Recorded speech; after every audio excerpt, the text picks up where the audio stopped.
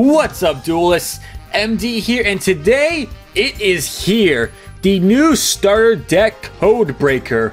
Now, this is a new starter deck that's going to be based around the main protagonist of the Vrains anime, Yusaku, with his Cyber's archetype. And once again, for a starter deck, not even a structure deck, a starter deck, they did really amazing with this. So, a quick list of the cards are in the back here, but I'm going to go over everything once I open up here. It's like, usually starter decks are just like the most garbage things ever. Like, only reserved for like new people or just people who want to collect them. But like, there was never like really any much competitive value or reprint value in them. But lately, like I said, this was the other one that came out last year too. That's when we first got Decode Talker and all that. So yeah, they've been upping up their starter deck game, which I think is really awesome. Yeah. And there's a particular reprint in here, Link Karibo, which would make me have like, oh my god, we have Link Karibo in a starter deck. I don't want to pay 30 to 40 bucks for one of those now. Thank God. Whew. Alright, so let me go over some of the cards. We have Cyber's White Hat, which is one of the new Cyber's cards. If you control 2 or more monsters with the same name, you special summon this card from your hand, and you can only use this effect once per turn. That way. And this is the new Trance Code Talker, one of the better Code Talker cards. We still have a bunch of other Code Talker cards on the way, but this is one of the good ones.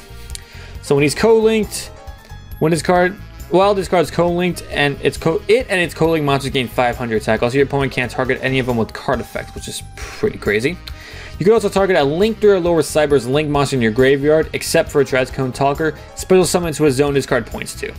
And you can't special summon monsters turn you do it except for Cyber. So if you're playing a pure Cyber's deck, this doesn't really matter.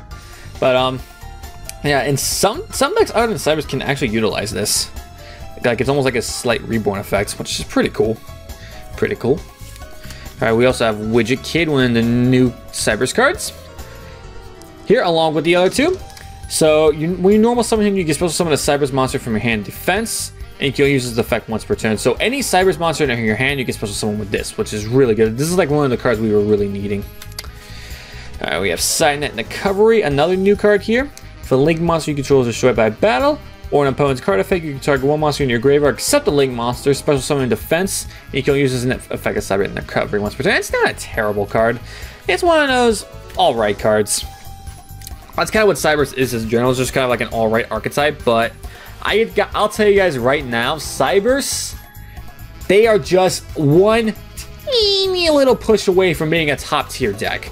It's like, they keep getting good cards, they just need those like, maybe 1 or 2 support cards that can blend everything together perfectly. Because they keep getting good cards, but they don't always blend well, I feel like is the main problem with Cyber's. That's my opinion, at least. So once we get a support card that will blend them together well, then Cyber's will be undoubtedly one of the top tier decks. Honestly, even in August, it could be a lot better, because not only are we getting the Power Coach Structure deck, but we're also getting Cybernetic Horizon, which has a lot more Cyber support in it as well. Alright, so next up here we have Pentasag, and also another new one here. Requires only 2 effect monsters, so pretty generic. And if your Link monster attacks a defense position monster, inflict piercing damage to your opponent. So, not bad, not bad. Alright, so now we have Leotron here, a new Cyber's normal type. Text Changer. Once per turn when your monster is targeted for an attack, you negate the attack, then special summon one Cyber's normal monster from your hand, deck, or graveyard. It would actually be a pretty good card if it wasn't limited to normal. That makes it just kind of at best. That's just how I feel. But it's still not it's not a terrible card.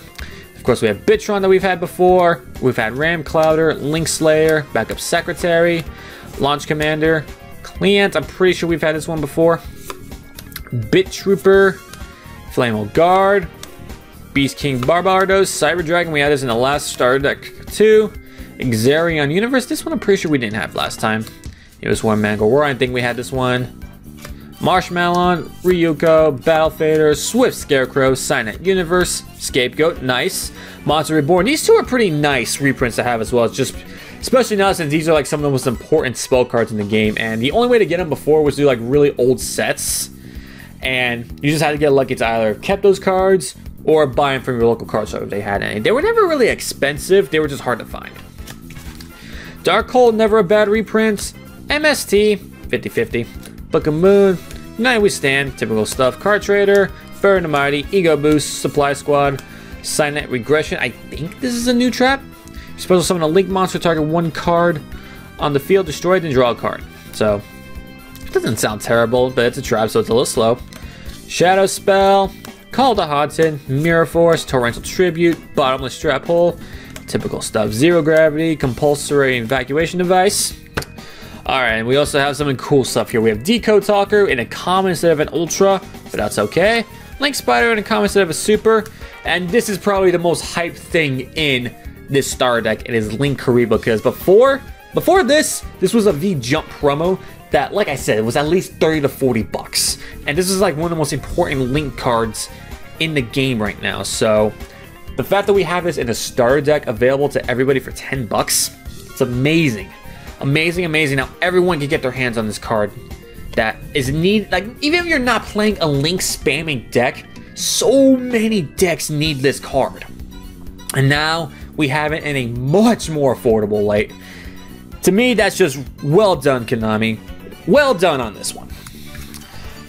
So if you guys enjoyed this video, be sure to leave a like, comment, and subscribe if you're new to the channel.